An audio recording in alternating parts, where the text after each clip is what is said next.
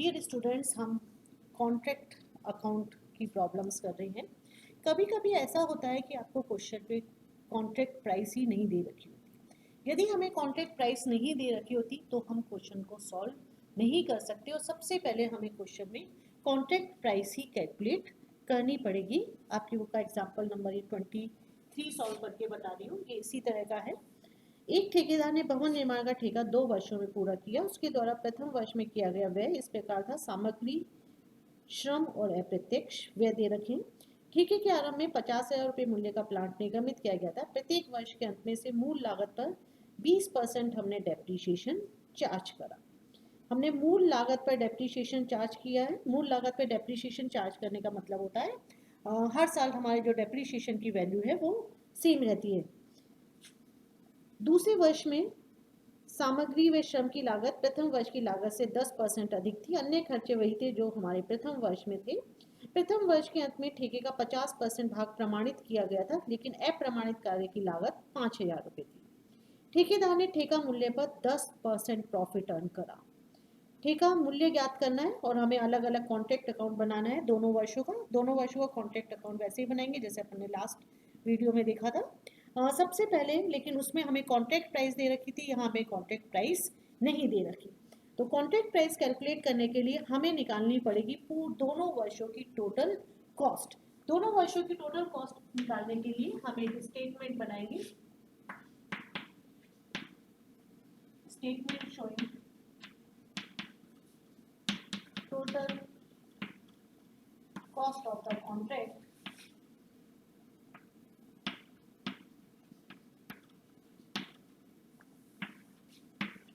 First year, second year और total. Total का मतलब होगा फर्स्ट ईयर सेकेंड ईयर दोनों को जोड़ के हम टोटल लगाते जाएंगे।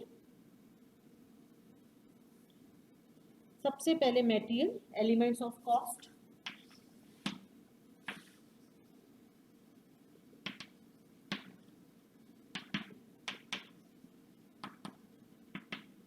मटेरियल के बारे में ये क्वेश्चन में कहता है पहले साल पे सामग्री जो हमारी लगी थी वो थी 30,000 रुपये। वेजेस या लेबर 20,000 रुपये। तो क्वेश्चन में लेबर लिखा हुआ है इसलिए हम लेबर यूज कर रहे हैं। और इनडायरेक्ट एक्सपेंसेस 5,000।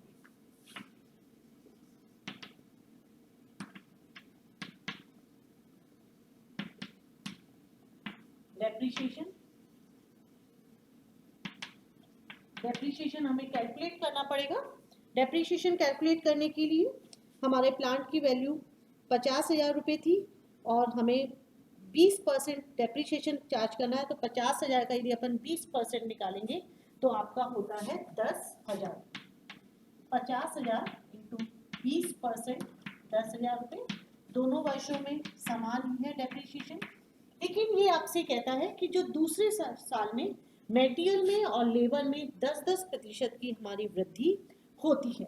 तो 30,000 का 10% यदि अपन निकालते हैं तो ये होता है हमारा 3,000 रुपये, और टोटल दूसरे साल में हो जाएगा 33,000 रुपये। इसी प्रकार से लेबर में भी होगा 20,000 का यदि हम 10% निकालेंगे तो 2,000, और टोटल हो जाएगा ये हमारा 22,000 रुपये। इनडायरेक्ट एक्सपेंसेस के लिए ये कहता है कि जितने हमारे प्रथम वर्ष में थे उतने हमारे दूसरे वर्ष में भी हुए, तो यहाँ पे भी हम 5,000 लिखेंगे। अब हम यहाँ पे टोटल करेंगे तो पहले और दूसरे साल में दोनों को यदि अपन मिला दिया जाए तो मटेरियल हमारा 63,000 रुपये का लगा, लेबर हमारी 42,000 रुपये की हो गई, 10,000 रुपये हमारे एक्सपेंसेस के हो गए, टोटल हो गया हमारा डेप्रीशिएशन 20,000 रुपये। 65,000 रुपये पहले वर्ष की टोटल कॉस्ट थी। 70,000 रुपये हमारी दूसरे वर्ष की टोटल कॉस्ट थी, और पूरी जो कॉन्ट्रैक्ट पे टोटल कॉस्ट हुई वो हमारी हुई 1,35,000। ये तो हमारी कॉस्ट हो गई। ये कहता है कि हम जो हमारी कॉस्ट कॉन्ट्रैक्ट पे हमें 10% प्रॉफिट अर्न करना है। तो माना कॉन्ट्रैक्ट प्राइस 100 है।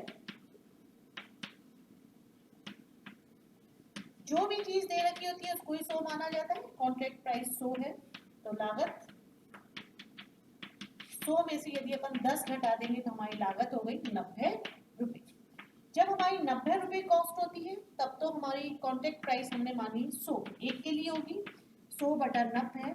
और यदि हमारा 1,35,000 रुपये कॉस्ट है तो हमारी कॉन्ट्रैक्ट प्राइस होगी 1,50,000। तो ये हमारी कॉन्ट्रैक्ट प्राइस आ चुकी है अब 1,50,000 रुपये। अब हम अपना सिंपल जैसे कॉन्ट्रैक्ट अकाउंट बनाते थे वैसे ही हम अपना कॉन्ट्रैक्ट अकाउंट बनाएंगे।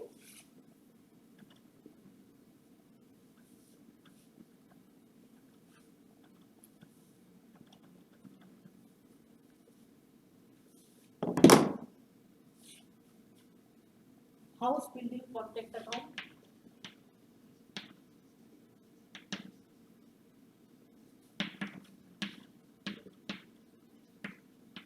for the unit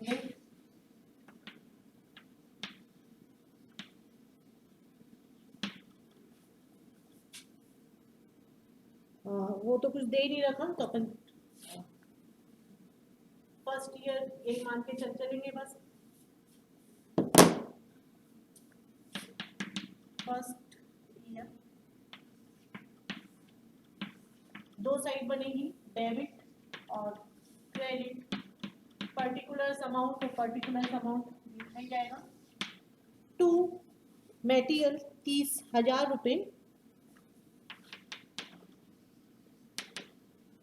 मटेरियल 30,000 रुपये। टू लेबर 20,000 रुपये।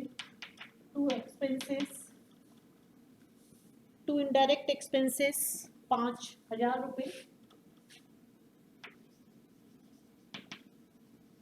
इनडायरेक्ट एक्सपेंसेस 5,000 रुपये। टू प्लांट 50,000 रुपये। बाय प्लांट 50,000 लेस डेप्रिसिएशन 10,000, तो शेष प्लांट की वैल्यू बचेगी हमारे पास 40,000 रुपये की। या बाय प्लांट एट साइट 40,000 रुपये का बचा हुआ है। मटेरियल और कुछ भी नहीं बचा हुआ शेष, तो by work in progress, by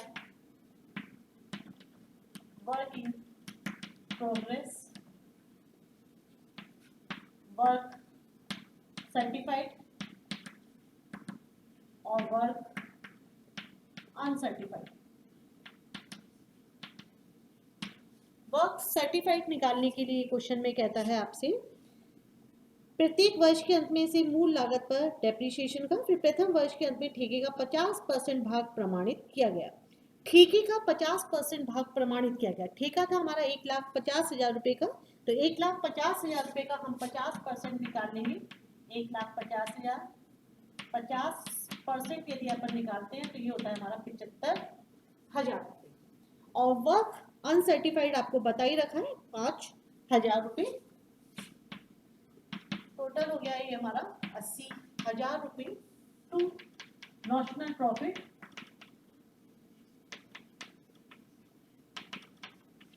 two notional profit 1,20,000।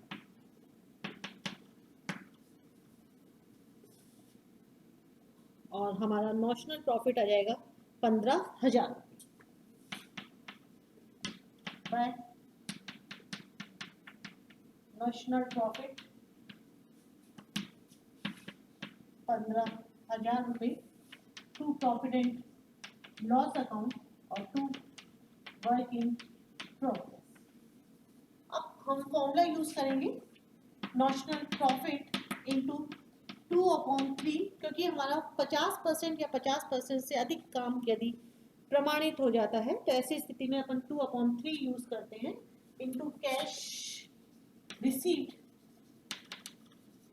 Upon work certified. Notional profit 15,000 रुपये into 2/3 into cash received. Cash received हमें 80% होता है, तो 80/100। और यदि हम इसको सॉल्व करते हैं तो सॉल्व करने के बाद आपकी जो वैल्यू आएगी वो आएगी 8,000। 7,000 रुपये बैलेंसिंग फिगर हो जाएगी हमारी, या रिजर्व कह सकते हो आप, 15,000 रुपये। अब इसके बाद हम दूसरे साल का कॉन्ट्रैक्ट अकाउंट बनाएंगे। जब आप दूसरे साल का कॉन्ट्रैक्ट अकाउंट बनाएंगे तो सबसे पहला आइटम हम लिखेंगे to work in progress. To work in progress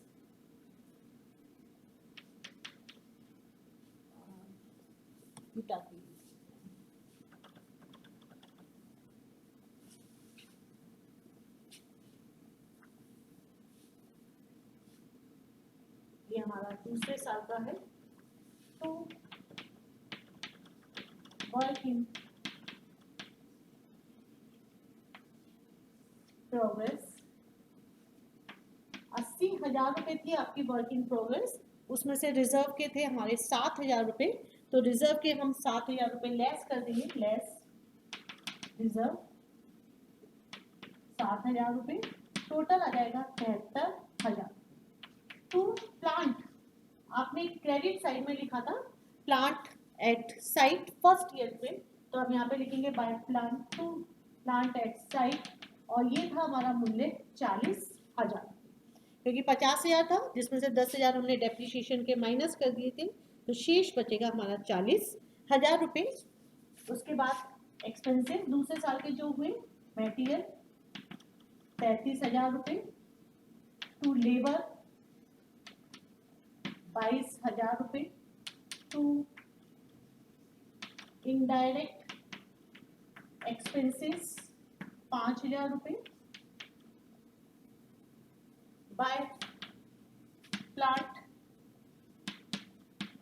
40,000 रुपये, लेस डेप्रिसिएशन 10,000 रुपये, तो शेष बचेगा हमारा प्लांट 30,000 रुपये का।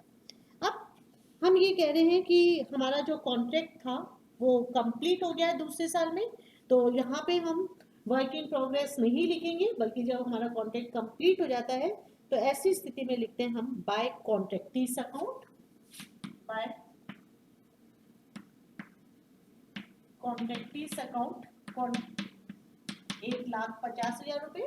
कॉन्ट्रैक्टीज अकाउंट के समय हम जो हमारी कॉन्ट्रैक्ट प्राइस की वैल्यू होती है वो लिखी जाती है, तो ये थी मेरी 1,50,000 रुपये, 1,80,000 रुपये आ गया हमारा, और इसमें से हम जो रिमेनिंग बचेगा वो सीधा हम प्रॉफिट एंड लॉस अकाउंट में ट्रांसफर करेंगे। तो टू